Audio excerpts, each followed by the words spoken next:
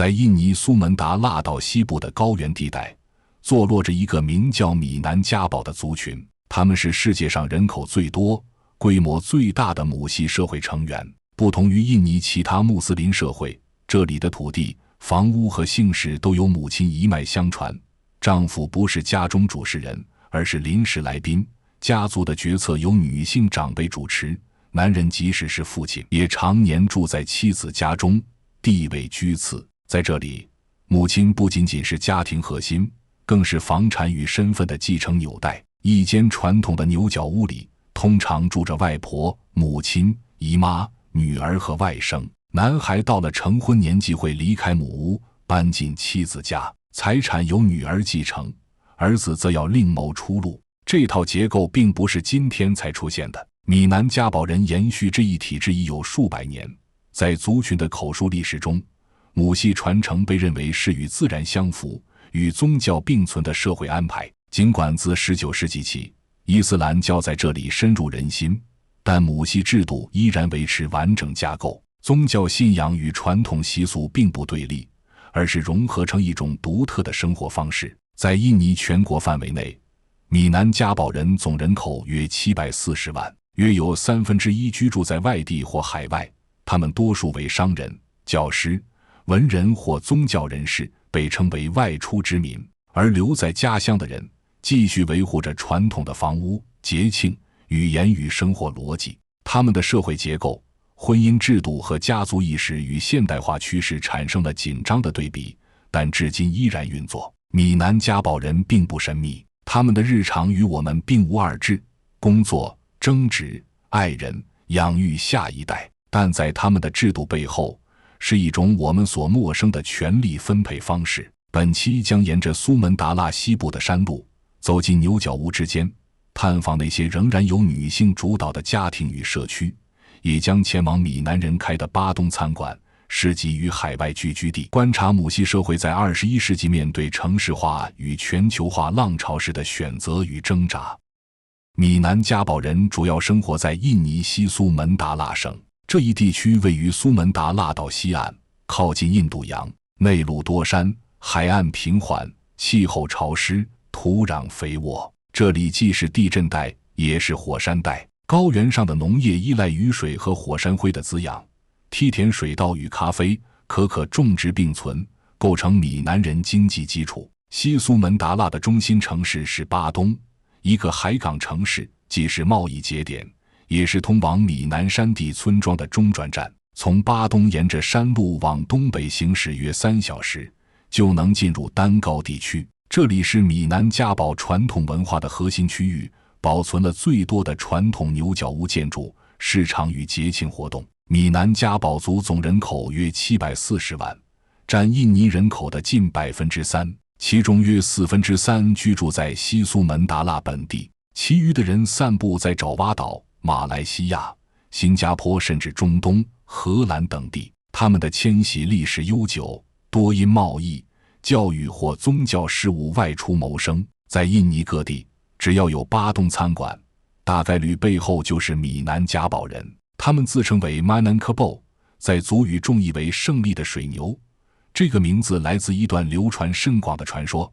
当年爪哇王国试图征服西苏门答腊，双方以水牛对决替代战争。闽南人养的小牛机敏灵巧，用角刺死了对方的巨牛，自此获得胜利。胜利的水牛成为族群自我认同的象征，也投射到他们的建筑上。传统屋顶呈牛角弯曲状，象征力量与灵性。在日常行政上，米南加堡人没有独立的政治地位，但在西苏门答腊省拥有主导性人口地位。他们的语言为闽南语，属南岛语系，与印尼国语高度通用，但风格上更具地方色彩。虽然外出经商的男性占了人口中很大比例，但家乡的文化中枢仍由女性维持。母系继承制度、传统节庆、房屋维护、农业耕作等事务主要由留守女性负责。这种城乡之间的分工合作，使得闽南文化在流动中得以延续。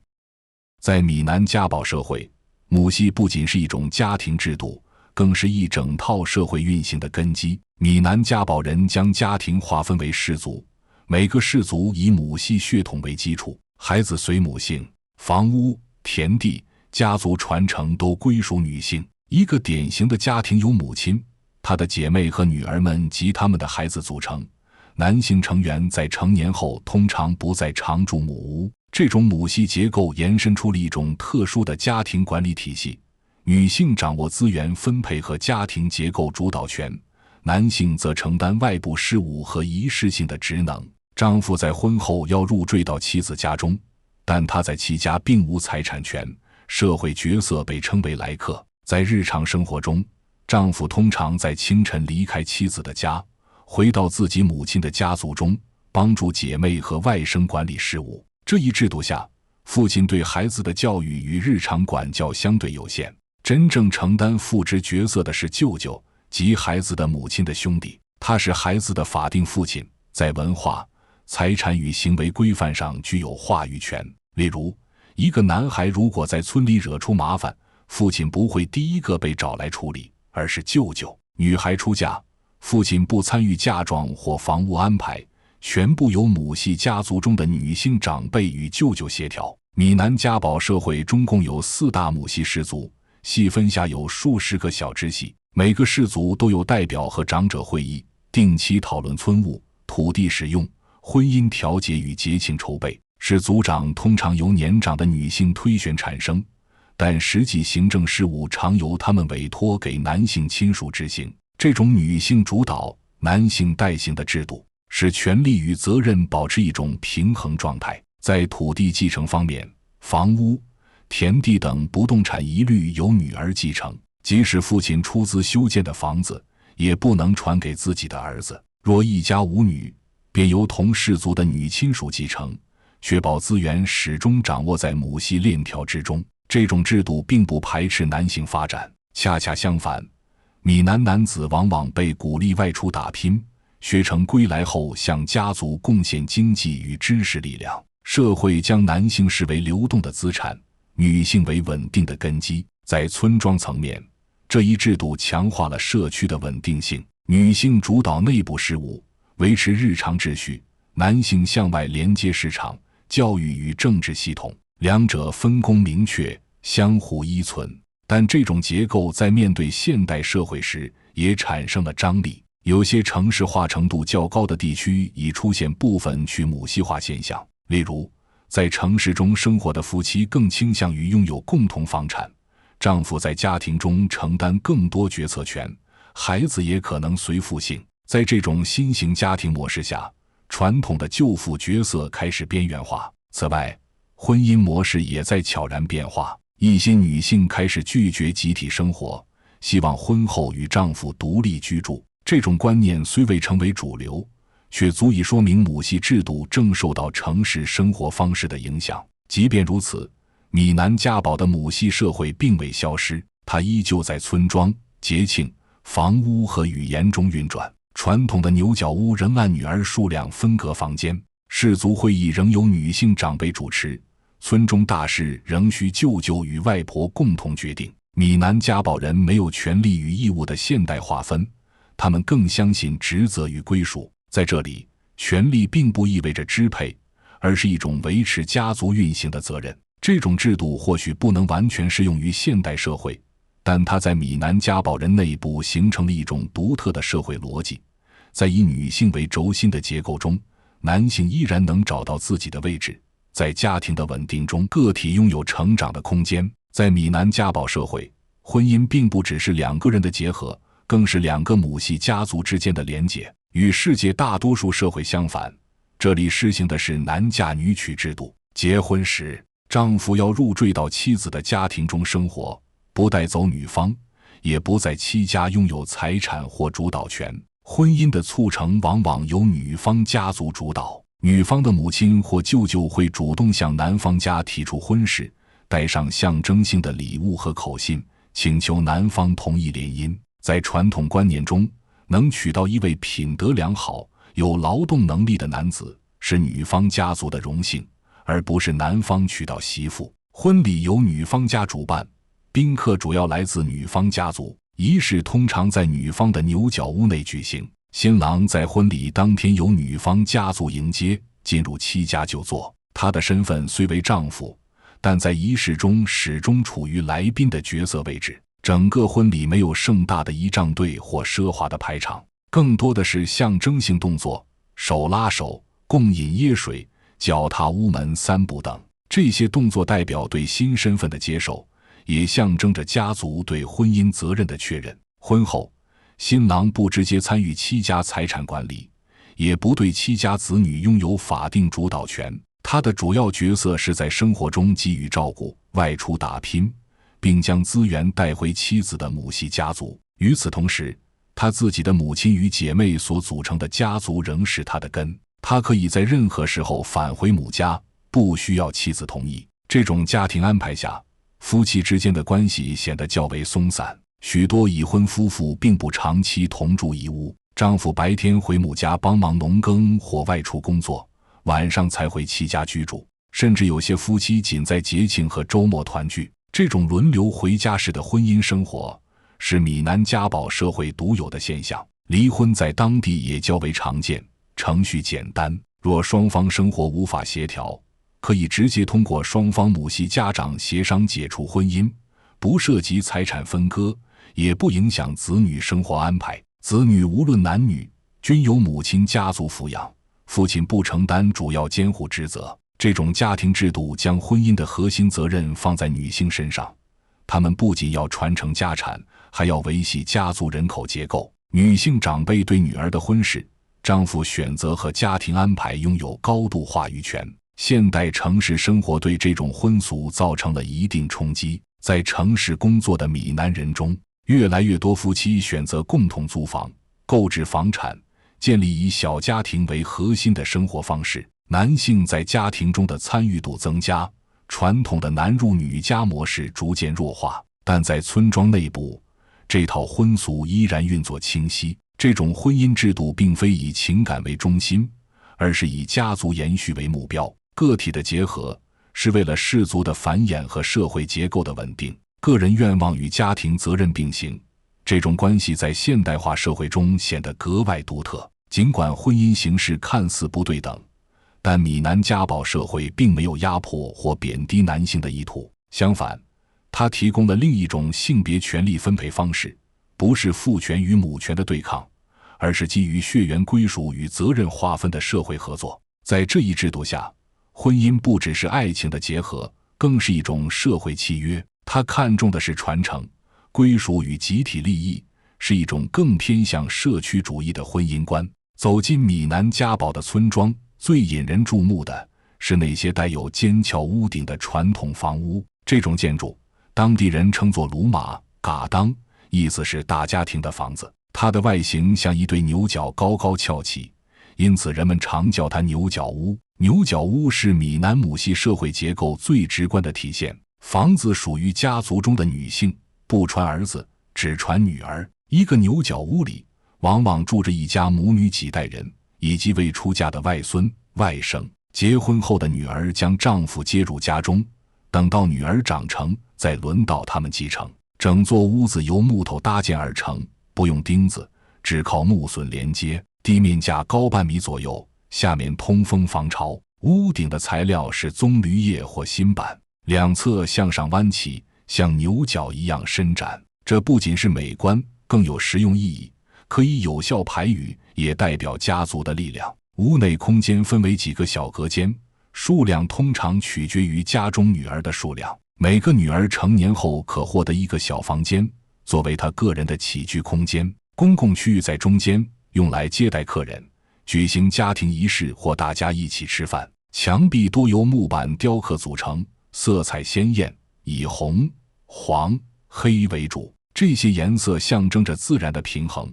红代表勇气，黄代表高贵，黑代表坚定。雕刻图案多取自植物、动物或传统故事，用来表达家族的信仰与精神。厨房设在屋后，通常由家中年长女性掌厨，炊烟从屋顶缝隙中升起，是这个家仍然有人居住的标志。牛角屋没有烟囱，所有的烟气靠自然通风排出。窗户是可以上下推开的木板，通风好，白天不需灯光，建造一座牛角屋是全家族的大事。木料要选用耐潮湿、不易腐的树种，工匠必须是本地熟悉传统技术的木匠。村民间会互相帮工，送水、送饭、搬木料，一起完成建造过程。牛角屋不仅是居住空间，更是身份的象征。一座完整的牛角屋代表着一个家族的传承未断，子女健在，妇女兴旺。在一些家庭里，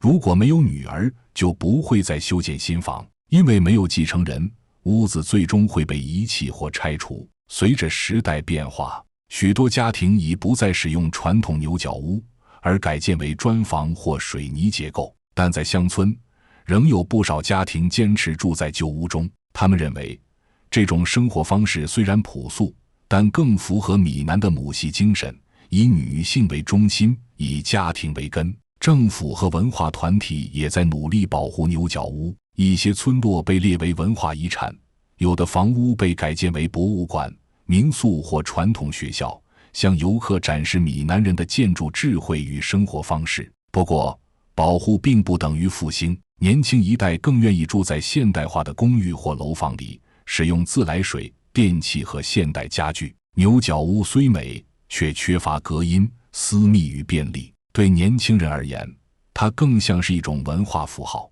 而非实际选择。即便如此，牛角屋依旧是闽南家宝社会中最具象征意义的存在。它是女性掌权的物质见证，是家族传承的载体，也是一个民族身份的空间表达。在一个讲究归属与血缘的社会中，房屋不仅是用来遮风挡雨的地方，更是族人心中不能失去的根。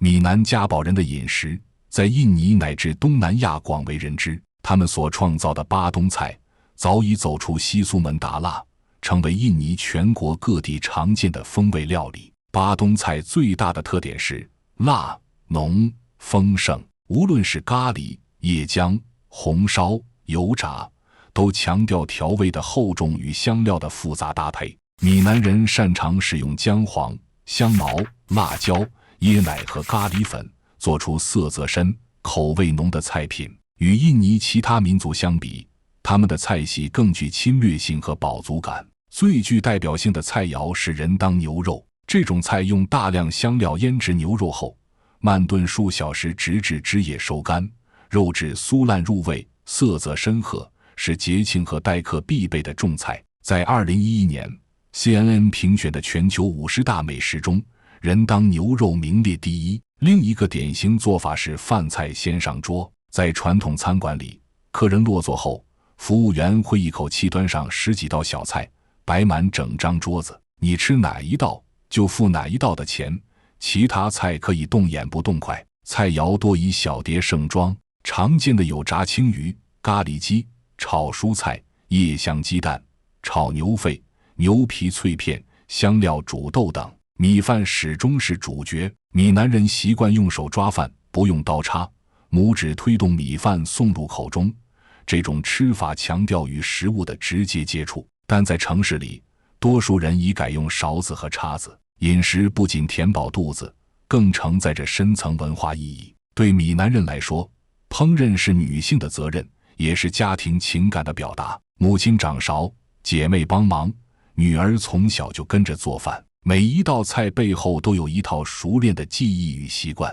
饮食文化也反映了闽南社会的流动性。由于男性长期在外经商工作，很多女性一人照看家中老小，掌握家中所有事务。饭桌上坐着谁，做什么菜，菜先给谁夹，都是家族关系的具体表现。在节庆期间，如开斋节、结婚或成人礼，家中常备会集中准备几十道菜，请亲戚邻居一同进食。这种大锅饭不仅满足了仪式感，也延续了氏族间的情感联系。如今，在闽南村庄与城市社区，传统烹饪方式正在发生改变。便利食品、电饭煲和预制调料开始普及，年轻人更习惯叫外卖或在街边吃快餐。但在重要节日或家庭聚会时，大锅煮人档、手抓吃饭仍是一种不能替代的仪式。巴东菜馆还在城市中生生不息地开下去，菜式越来越多，摆盘越来越精致。但在闽南人心中，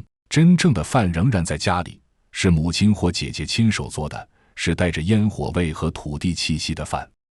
在闽南家宝人的社会结构中，有一个词反复被提起 ，Maranto， 意为离开家乡去外地谋生。这是男性成年后几乎必经的人生阶段，既是一种文化传统，也是一种家庭责任。在母系制度下，闽南男子无法继承房屋或土地，家产传女不传男，儿子即使在母亲家中长大，成年后也必须另寻出路。这并非被抛弃，而是一种被社会默许甚至推崇的做法。男人必须通过外出、学习、经商、工作来证明自己的能力与价值。闽南家族对男性的期待是清晰的：女人留下，守住家庭与土地；男人出走，为家族带回知识与财富。这种模式催生出广泛的迁徙网络，从爪哇岛的雅加达、泗水到新加坡、马来西亚，甚至中东与荷兰，闽南男子几乎遍布所有可以生存的空间。他们开餐馆、做批发、教书、从政、办报，哪怕初期只是搬运工或路边摊老板，多数人最终会积累下一份体面的生活。在外生活并不意味着脱离母族，相反，他们始终与家乡保持紧密联系。逢年过节，许多在外工作的男子会带着礼物和钱回乡，参加家族祭祀，修缮牛角屋，协助筹办婚礼或丧礼。对他们来说， Maranto 并不是逃离，而是带着责任离开。更重要的是，出走本身也成为一种荣誉。在村里，能走出去的男孩会被长辈引以为傲。孩子学业完成后去外地工作，是一种正向循环。很多年轻男性从小就被教育，你将来要去城市，让你的母亲为你骄傲。但这种外出谋生的模式也带来了一系列问题。首先是家庭关系的梳理，丈夫常年在外，妻子独自抚养子女，传统夫妻分居结构在现代生活中变得难以维系。尽管在闽南文化中，女性对孩子拥有主要抚养与教育责任，但缺乏男性角色的参与，也造成不少家庭结构松动。其次是离婚率的上升，在外生活多年后，有些男子在城市重新建立家庭，或与妻子逐渐失联。现代通讯技术虽便利，但情感联系并不总能维持。许多村里的老妇独自带着孩子生活，丈夫只在重大节日短暂停留。再者是代际文化断裂，部分外出的年轻人在外地接受现代教育后，对母系制度和传统生活产生疏离感。他们希望与妻子共建核心家庭，不再回归母系家屋，不愿再遵守舅父制、外甥制等传统职责。尽管如此， Maranto 并未中断，它已成为闽南社会的一种文化律动。出走、积累、归乡、回馈，这种不断流动的人口机制，是闽南母系社会得以延续的重要支撑之一。一些组织尝试通过社区学校、文化课程、节庆活动，重建在外族人与家乡的联系。村庄也会定期邀请在外成功人士返乡演讲、授课或担任仪式主持人。在这个由女性守护的社会中，男性的流动既是现实选择，也是一种文化设定。他们不属于固定的空间，但属于那段连接内外的责任链条。闽南母系社会并非封闭，而是通过男性的外出与女性的守家，形成一种流动中的稳定。在今天的西苏门答腊，闽南家宝的传统母系社会仍在运作，但它的边界正在改变。走进乡村，牛角屋还在，墙上的雕刻依旧鲜亮，厨房里飘着椰浆与辣椒的香气。年长的妇女依然在家中主持事务，女儿们继承田地和房屋，婚姻仍以男入女家为规则，舅舅依然是外甥们的重要长辈。但与此同时，手机信号、网络视频、外地工作的儿子、穿着牛仔裤的女儿、留学归来的舅父，正悄然改写着这套秩序。母系制度不是法律制度，它没有政府背书，也不是强制执行的规则，它是一种社会默契，一种家庭内的文化传统。正因如此，它也更容易被动摇。在城市中，越来越多闽南年轻人不再回到母屋生活，他们组建自己的小家庭，住房、收入、财产归夫妻共同所有，妻子不再和母亲共住，丈夫也不再是来宾，这是现实的选择，也是情感需要。女性的社会地位在现代教育与法律支持下提升，但她们不再只满足于家族内的掌控，也希望在社会中获得更多话语权。母系传承的形式保留了，但其中的意义正被重新定义。同时，男出女守的二元分工也不再固定，越来越多的闽南女性走出村庄，创业、出国、求学，男性则开始更频繁参与家务、教育、养老事务。传统的责任划分正向协作转变。面对这种变化，有人担心母系文化将逐渐消失，也有人认为它只是以另一种方式继续存在。年轻一代对传统有距离，但并非完全否定。许多人在节庆时仍愿意穿上传统服饰，在婚礼中沿用祖辈仪式，在餐桌前重复母亲教诲的烹饪方法。文化从来不是静止的，它像一条缓慢流动的河，外表平静，底部暗流涌动。闽南母系社会的核心不是房子形状，也不是姓氏制度，而是一种将家庭与责任连接在一起的方式。在现代世界强调个体自由、快速流动、效率优先的价值观中，这种以家族为中心、以集体为纽带的制度显得格外不同。